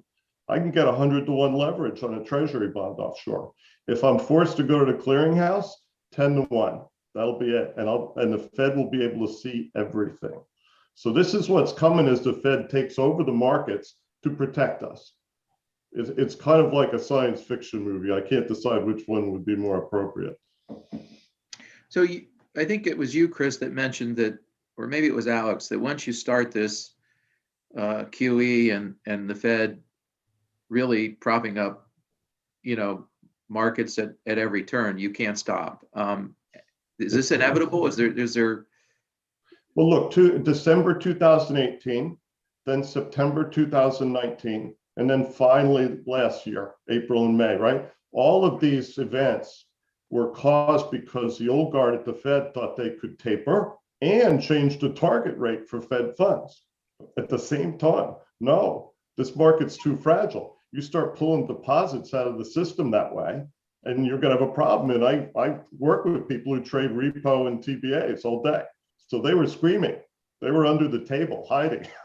And JP Morgan folded their arms. They said, no, we don't care. So the Fed now is faced with this problem, Paul, which is how do you manage directly through open market operations of various kinds, stability, because that's what they want. And most important, they want the treasury market open every day. That's the Fed's #1 concern. So Ehud, coming back to your scenario, if you anticipate, if there were some disruption in oil prices, would they feed into inflation like they did back in the 70s? Do you think? Is that one of the, and the scenario plays out in a similar way, like Rebel explained? Is that your view? Do we have Ehud? Sorry, I keep forgetting to unmute myself. One of the things I like to look at, Paul, is the 5-year break-even rate of inflation. And I think the concern that I had for the first several months of this year was that the Fed was oblivious of expectations that they were building into the system. So they kept saying everything was transitory, but what they were not addressing was the issue of the break-even rate of inflation, which tells us what the 5-year forward-looking expected rate of inflation is as taken from markets. And so this peaked about a month ago at 2.6% for the next 5 years. It's a little bit lower now, and that may be because of the beginning of increase in interest rates and the fact that they're beginning to talk about it. But if you want to look, Paul, at where the markets are telling us what the forward-looking break-even rate of inflation is going to be, this is the best thing, because this is actually taken from the financial markets as the difference between the nominal and real rates of interest. And by the way, one of the interesting things, since we're talking about Europe, it is interesting to note that in Europe, it is lower. And it's not clear to me whether that's because the Germans have a better handle on domestic inflation than we do, but it is lower, at least in that venue. But anyway, when I look at inflation, Paul, this is where I take my indications of what the forward-looking average rate of inflation is for the next 5 years. Housing in Europe is very heavily taxed. I didn't answer your question, Paul, but the Greens, particularly in Europe, want to tax single-family homes out of existence. That's the agenda. So we have a question from the audience that I think we've kind of addressed a little bit. Does anybody worry that measures to reduce the likelihood of a financial crisis might suppress economic growth? And to me, it doesn't seem like we're taking measures to reduce the likelihood of financial crisis at the moment, but who would? Well, look, if you look at the banks in a static sense, they look better. But meanwhile, we've allowed all this risk to populate around them, and they fund it through the institutional market. So they don't make 1 to 4 family mortgages anymore. No. And 2/3 of the markets is now non-banks, but the banks fund them through warehouse. And that's okay. but it's a big change. The US banks had a $200 billion prepayment last year in 1 to 4 family mortgages that they couldn't replace because it was too expensive to buy mortgages and they can't make that many. It's incredible how inefficient they are, Paul. So the transmission belt that you guys grew up with is broken. Hard to compete with the Fed at buying mortgages. Yeah, exactly. One of the things the official financial stability reports basically ask for is more regulatory tools, regulatory control to control parts of the financial system that are lightly regulated or unregulated, shadow banks. And so, I mean, what, is that coming? Are the central banks going to get that? And what are the implications for growth? Of course, they always take risk out of the system and eventually we will grow more slowly. Their solution to everything is to take risk out. It's like the way Microsoft deals with online threats. They take away functionality. That's how we're going to protect you. So it's the same model. It really is. Except it won't protect us, in my view, any more than in the past. We'll have, if nothing else, the blind side hit I referred to. We'll once again have speeches by prominent international financial experts and central bankers about how they didn't see it coming. And now we're scrambling all over the place, dealing with some sweeping event, which, among other things, going back to Paul's excellent introductory remarks, may have been caused by the actions of the government and the government agencies themselves. I would just add that all these attempts to squelch certain behaviors just challenge entrepreneurs to find ways around them. I mean, look at money market funds. They came on because of deposit rate ceilings, and they surged to become so big now that we have to rescue them. And so there's a clear pattern. If you can find a new instrument, a new clause to put into a contract that'll take it into another regulatory or supervisory framework, you can do the things that the banks can't do. And the banks will immediately find ways to put subsidiaries in to do these things.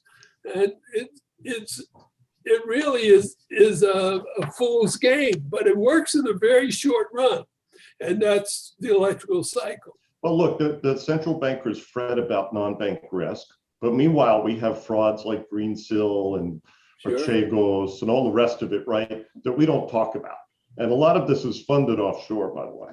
So, at the end of the day, the regulators don't want to take on a too challenging assignment like going after counterparty risk, because that causes people to get angry at them.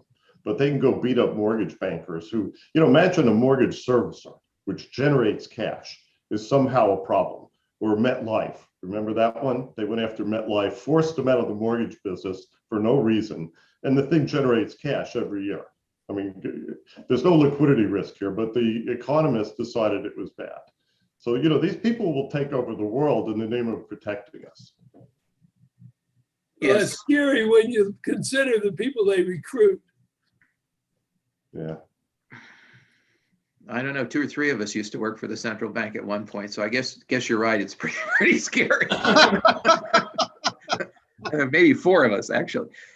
Jerry, back to you. So I share many of your worries about inevitability of inflation, but I mean, if we get a scenario, if inflation causes these huge losses and triggers a financial crisis, can we really inflate our way out of debt, or how does this game end? I'm not sure how it ends. I mean, it's like somebody mentioned before. I mean, with financial crises, yeah. And we're like, I think it was Alex, is it's what you don't see that's going to hit you, because you're looking out for these other things. I mean, the issue, it seems to me like as hard as it is to imagine, the only real solution I can see is the Fed's going to print much more money to finance the government spending and the interest payments, so that it creates more unexpected inflation, which lowers the real value of the debt, actually. And so, it's like the end of World War II when there was more inflation. During the Great Inflation, the real value of debt fell a lot, and a large part of that decrease was because unexpected inflation lowered the amount of debt, the real amount of debt that people held. Yeah, and when you break that balance, the bad things happen between debt and equity.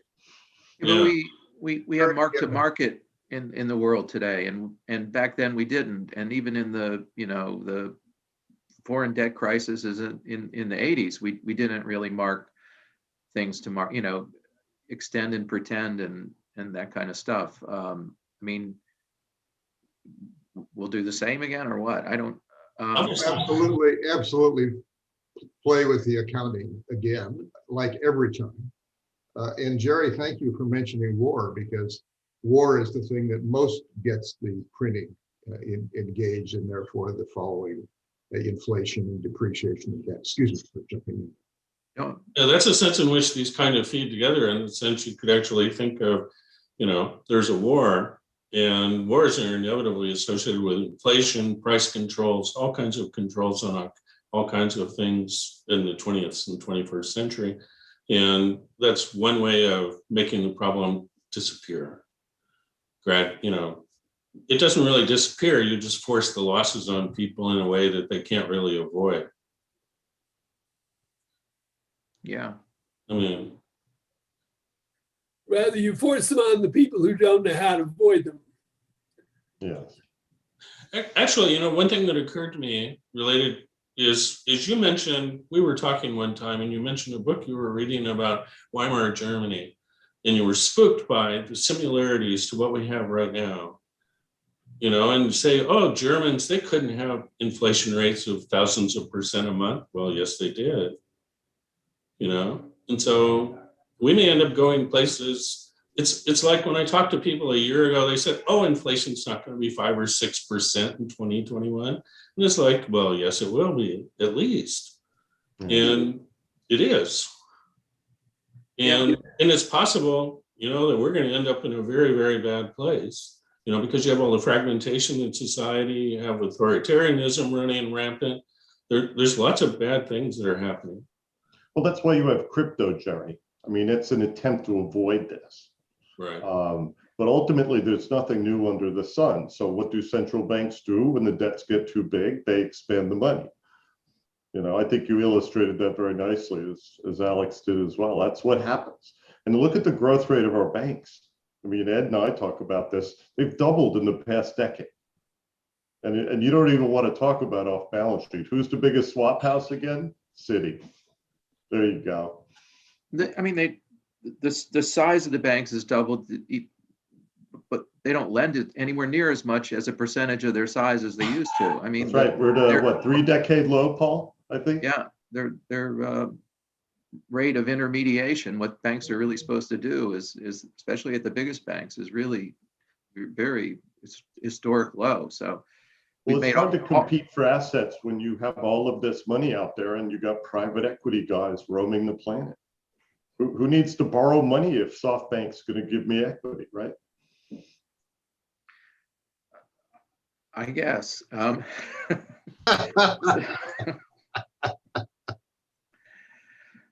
So, Ehud, the oil crisis scenario, we had an energy grid problem in Texas, not so long ago.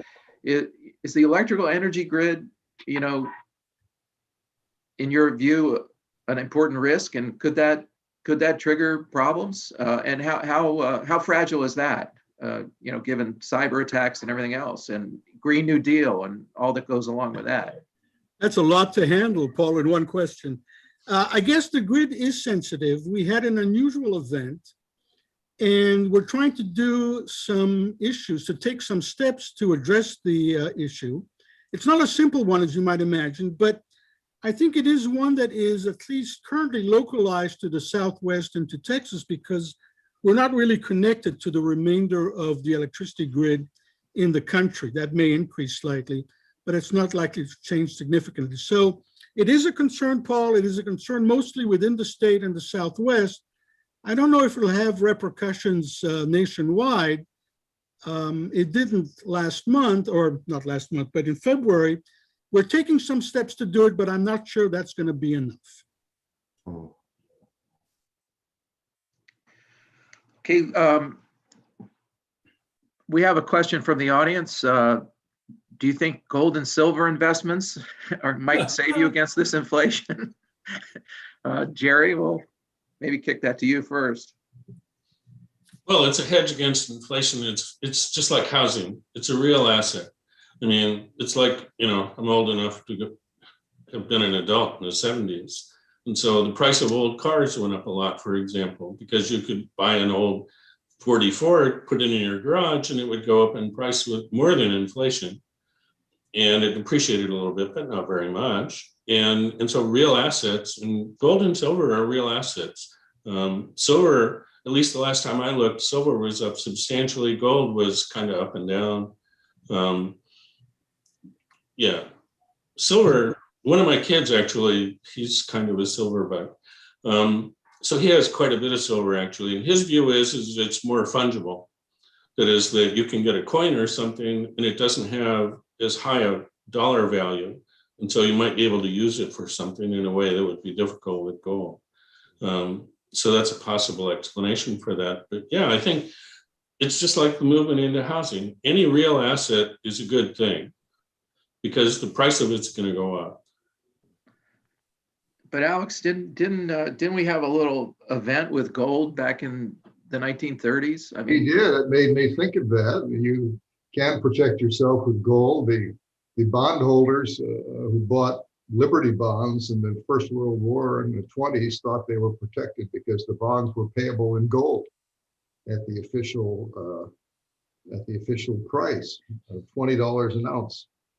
And it turned out that they weren't. And the government decided it wasn't paying, and it didn't pay in gold, only in depreciated paper. And on top of that, of course, it confiscated the gold of these American citizens, a really amazingly despotic act, you could say, and gave you paper instead. When you think about the problem of governments faced with debts they can't pay, as somebody was touching on before, there are only a certain number of well-tried things that a troubled sovereign can do. It can inflate by printing the debt that has problems of its own. It can default on the debt and repudiate it. That has happened many times in history, but governments don't like to do that. It's much easier. It's much easier to inflate than to repudiate. It can engage in accounting charades, as Ed so rightly said, and it can expropriate wealth just instead of not paying, as the gold was taken in the 1930s. Thank you very much for that question, Paul, which I love to get. we have another question from the audience. Can I just weigh in on the? Oh, sure. Yeah. So I want to be careful about this, but I'd like to push TIPS bonds a little bit, Treasury inflation protected securities. The concern there, of course, is that real interest rates might go up and erode the value, but at least you've got protection against inflation.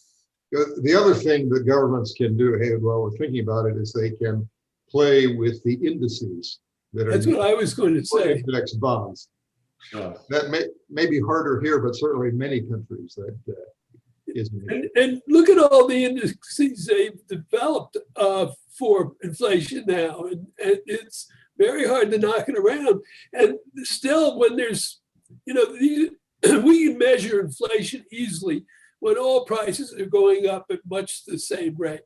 We've got a time here where some prices are going zip and others are going down a little bit because they've been outmoded. And we really need to have more sectoral focus on where's the energy, where are the prices really moving, and how could that spread to the economy. I mean, it's very just taking the old pattern of urban dwellers budgets when the relative prices are changing like this just doesn't make sense. Sorry, we mentioned a number of times the inflation in house prices, which is really a huge, I mean, it's a runaway inflation. It's interesting that the government of New Zealand, and New Zealand is particularly important because it is the father of the 2% forever inflation theory of central banking. The government of New Zealand has now instructed its central bank to take house prices into consideration explicitly in setting monetary policy. I'd say it's a good idea. Others ought to do the same. So, back to Jerry's point about M2 increasing and things like that, it seems when you read the government's financial stability reports, they don't really focus on so-called old school monetary aggregates anymore. They seem enthralled by this idea that the long run full employment equilibrium real rate of interest is somewhere below zero, somewhere between 0 and minus 2% by their own economists' estimates. And that, so if interest rates, for some reason, aging populations or all these things that are not driven by the central bank, they think, well, real interest rates are negative now and of course, none of this is proven, it's all a theory, but with that view, they seem very sanguine about their ability to sort of crush inflationary pressures, but with very small rise in nominal interest rates. It would just choke off demand because real rates would be, highly positive because the nominal rate is above zero. So, I mean, they reading into their financial stability reports and other things, they seem to buy into that theory. Does anybody have any views on that? That's kind of the group thing that I think could hit us blindsided. All the central banks thinking the same way. You find these stories in Europe in their stability reports. You find them in the Fed stability reports. That's a convenient choice, isn't it, Paul, when you're heavily in debt? I think it's kind of obvious. But more importantly, they don't ever think about savers. The whole thing is skewed in the direction of credit creation. And now, if you look at our banks, as we were just discussing, they don't create credit very well. So I think we've kind of run into a dead end, but the economist profession doesn't want to admit it because the only other thing you can do other than inflate is to restructure. And they don't want to talk about that. To Alex's point, or I think Ed pointed too about Europe. Oh my God. So, the European banks can't compete anymore. They don't have the capital. They just can't. JP is one. That's it. Yeah. Do you have any? The other thing is, we shouldn't believe everything that comes out of a government agency. Most of us work for the government agency. Oh, You don't really? say. Come on, Ed. Well, but I think part of what's going on is that precisely because of the way monetary policy is implemented through interest rates, and then you combine that with this emphasis that's come back that we can fine tune things, that there's this belief that, well, we can just change the interest rate. I mean, and I saw this when I was working at the Atlanta Fed, is we can just change the interest rate and then that'll change the amount people spend and all of that, with no realization whatsoever. Remember, we're talking about nominal interest rates that the Fed changes. It doesn't change the real interest rate on financial securities even. Is the expected inflation rate changes too. Yes. I mean, if the Fed raises interest rates, say to 2 or 3% over the next year, then what's going to happen to expected inflation? Well, it's very unlikely it's actually going to go down. It would actually tend to go up. I mean, I think the Fed can temporarily reduce the real interest rate, especially on short-term financial instruments. And if they play games like they are now, they can reduce the real interest rates on long-term treasuries. But they can't change the expected inflation rate, and they can't really change like the real interest rate on real capital and stuff like that in any significant degree. But Jerry, there's so many people who believe in the reflation trade. I think it lasted for about 6 months. And look at what's happened in the past 2 weeks. They just gave it up and retreated. Right. Well, it's kind of, I think their logic is kind of the reverse of the zero lower bound. When you get to the zero lower bound, pushing rates below zero, even though the Europeans have done it, not clear that helps a lot. So they try to change inflationary expectations with the flexible inflation targeting and things like that, or QEs. They try to influence long rates. Their thinking then is, though, if they raise nominal rates and rates have been stuck so low, they claim, or their thinking is that all these structural things have happened. So real long run interest rates are just zero or negative.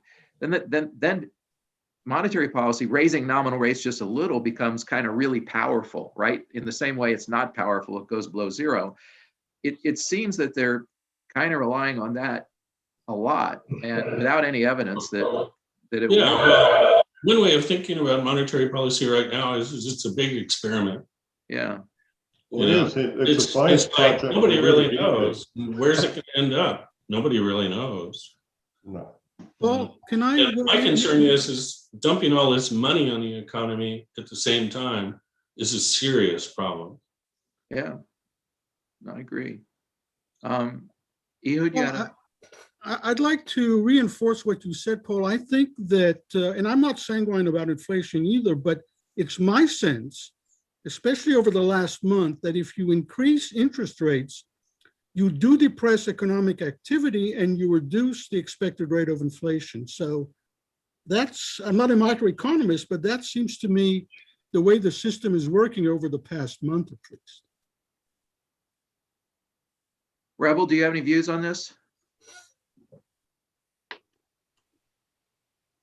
A lot of things, going back to gold and real assets. I was working in Zimbabwe in 2018 for the World Bank. And you remember the song we talked about after the last financial crisis, are we Zimbabwe or are we Japan?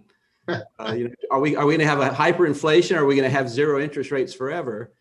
And they were just starting to print electronic money and try to force merchants to take that dollar for dollar with US dollars, and it just didn't work. So obviously inflation accelerated. There was a black market for their currency. And what you saw is people were not buying gold. People were buying dishwashers. They were buying cars. They were buying any real asset they could get their hand on to get those financial Zimbabwe dollars off of their books. Yep. And so they'd have some, and then those assets would hold value. So there is a lot to be said for that in these environments. And, we also have efforts by the authorities, the monetary authorities, to do away with cash, do away with Bitcoin, do away with everything so they can force negative interest rates on us. So it's really kind of a scary time. Yeah, well, that's another reason the Fed wants to get into payments. They feel the need to compete with private sector providers with something called Fed Now. And they're going to placate the politicians and say, as soon as the payment comes in, the consumer will get their money. So there you are. What was the, Rebel, do you know what the final depreciation of the Zimbabwe currency was? Wasn't it in the Weimar Republic, it was $1 billion to 1 or something, wasn't it? Was it similar in Zimbabwe? Zimbabwe in 2008, 2009, they had, I think at one point the inflation rate was 1 billion% per month. Essentially it was zero. But I just looked, they started calling their dollar the RTGS dollar because of the real-time gross settlements process. Now they call it the Zimbabwe dollar, but I just looked, it was down to like 0.2 cents a US dollar from being at par just like 3 years ago. So, that's what you can do when inflation really gets going. Their interest rates are 100%. People were starving to death. A loaf of bread that costs $1 now costs like $10 or $20, and people are starving to death.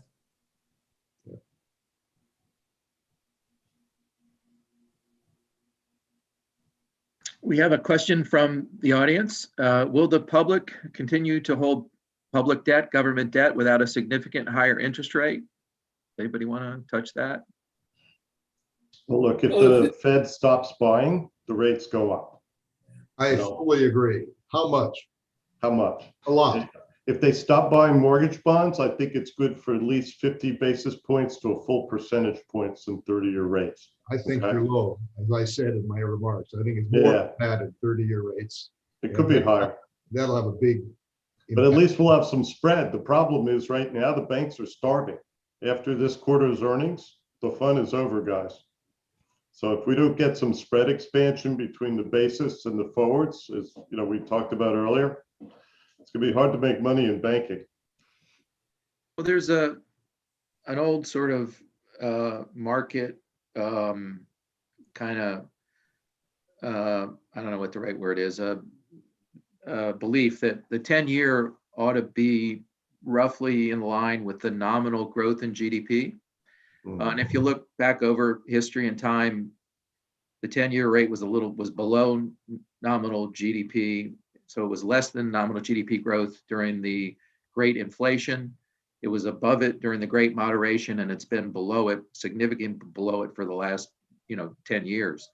If you believe it returns to something like its historical relation with GDP growth, and we get, I don't know what, 6, 7, well, if inflation 6%, GDP growth is going to be a lot more than that, right? 10%. So, I mean, a rebound in 10-year treasuries. Well, that would be rebels, right? Yeah, historical measure is a big jump if that were to happen. Yeah. If you just take it and say, well, over time, on average, maybe you get 5% nominal GDP. That's the 5% 10-year right there. So a 6% plus mortgage. And then we work the present values on all that, and we've got our crisis on our hands, I think. Yeah, this system couldn't take that kind of move. Even a 1-point move in mortgage rates would be catastrophic for some institutions. Bank of America, for example, they keep everything held to maturity. They're an outlier. Chris, so does the Fed. No marking to market, and no disclosure in the footnotes of the market. They are so bizarre. Look at the disclosure, Paul, that Bank of America provides. Everything is different. It's great. Okay, we have a few more minutes here. We could go around the panel one more time, maybe, and you could have maybe your thoughts on the discussion today. So you want to start with Alex here? Give us a couple minutes to. Well, a great discussion. Thoughts? A great discussion, Paul, and thank you again very much for organizing this distinguished and interesting group. As a couple of us have said, you think about it all the time, and the 60 financial stability reports, all of which failed to even mention the possibility of a pandemic turning into a financial collapse, are a case in point. You drive yourself crazy thinking that it's what you're not seeing, and you don't know how to see what you're not seeing. But we can keep thinking about it as we're doing here today. Maybe you ought to have this a regular, a quarterly conference or something to try to figure out what it is we haven't thought of yet. Chris? I think the biggest point I take away from this conversation is that we need to be a little bit more cognizant about what our beloved agents and policymakers are doing as opposed to what they're saying. When Chairman Powell says tweak, and in point of fact, he came to the rescue of the entire money market sector, that's kind of a big difference. And I wish we could get our friends at the Fed to address real issues, both domestic and global. The conversation today talked a lot about global demand for dollars and debt, but we never talk about it. So I just hold that up for the audience's consideration. And I thank AEI and you, Paul, very much. You wish to take away the mystique of central banking, Chris? No, I want them to stop talking, except for the chairman and his designated, disclosure. This cacophony is dangerous. Oh my God. Ehud? I'd like to conclude with thanking you and your colleagues again, Paul, for convening us, and saying that I think there should be a tribute to financial markets in the sense of looking forward to tell us what it is that they can tell us, which is how much uncertainty there is at any point in time and how much inflation they're looking at what they're seeing. So let me conclude with that tribute to financial markets forward-looking perspective. Okay. Jerry? I think the main lesson, in a way, there's like two lessons, I think. One of them, the general one is financial crises. It's the truck that runs you over is the one you didn't see. if you saw it, you'd get out of the way. And so in a way, I think it's a certain amount of hubris to think you're sitting here at a government regulator and you can think about, oh, the next financial crisis is going to be this. It's like other people don't think so, and there's a concern there. Like I said, I think the most serious problem we face right now is the inflation that's coming, which is going to be dramatic. And it's, you ask, well, how is this going to get resolved? And the answer is there's a variety of ways. And it's hard to tell exactly what different people are going to do and where it's, for the same reason, really. So could we have a major inflation without a financial crisis? Probably depends on what you mean by financial crisis. I mean, you'd have big losers and big winners. I got the distribution of the debt by various holders. I mean, a lot of private investors would get hurt really seriously. I mean, mutual funds hold a lot. Foreigners would get hurt a lot, but, just on the assumption, being nationalists, that we don't really care about them. Banks obviously would get hurt substantially. To the extent that, and they'd have to realize them on their books if they're in their trading book.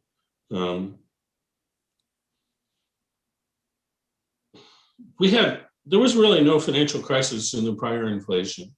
The difference is that built up over a long period of time. It was like over 15 years. And so people adjusted gradually. Now this is. Didn't the S&L crisis come out of Well, that's fair. Period? Yeah. Yes. The resolution could easily result. See, there's two different things. One of them is the inflation itself, and there's a lot of money floating around. And then you hit the end, and what happened with the S&Ls, of course, is as Rebel showed, the Fed funds rate went up to 18%. Long-term interest rates didn't go up nearly that much, and so the S&Ls were dead because they were like the Fed. They were borrowing short and lending long. And you could easily, the resolution is liable to be extremely painful. It does, whether the inflation rate is 10% or whether it goes up higher than that, the way inflations get ended historically is they're sudden stops. Mhm. That is, that the government has to do something to be credible that inflation's going to end. And so it stops suddenly. And so you have people who bought all these washing machines that they hope to sell to other people later for more or whatever they're doing. And all of a sudden, none of that works anymore. And at the end of the inflation in the 80s, mortgage rates went up to 18%. I actually got a mortgage for 18%. And I told people, look, if you could, I could have master charged it for less. And so there was huge dislocation in the housing market because of that, of course, because people couldn't qualify for mortgages. And so in the sense, there's going to be huge pain, yes. Whether it's going to be what you'd want to call a financial crisis, I'm not so sure. Okay, Ed, some final Well, I thoughts? take issue with the idea that the S&L mess was a crisis, that it certainly was much easily handled than what we call the Great Financial Crisis. It was, the S&Ls had been insolvent for a long time. It wasn't the 18% short rate that finally killed them, because most of us couldn't get that 18%. The customers of S&Ls couldn't get 18%. That it was just a breakdown in bureaucracy. What I fear is the Federal Reserve is moving more and more to open mouth policy. Just trying things, saying things, looking for slogans or narratives that'll make them look good. And as was brought out by all this discussion, there's inflation emerging, and it should not be denied by the people who will manufacture the inflation. It is very dangerous when people will see a year from now how much bullshit they were being fed by the government. Rebel, we got a minute. So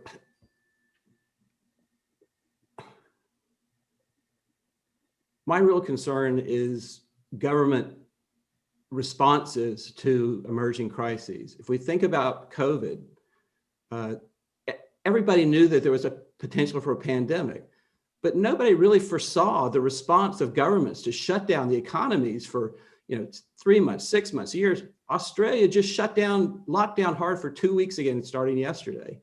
And I think that's one of the key sort of drivers of financial crises. It's not necessarily what happens, but it's the government responses to what happens that lead us into a lot of these crises. Thank you. Well, thank you all, panelists. We're at the end of our time allotted for this, and really appreciate all your views on this. And I'm sure we'll be talking about these issues in the days to come. Thanks very much. Thank you, Paul. Hey, you're welcome. Thank you, Paul.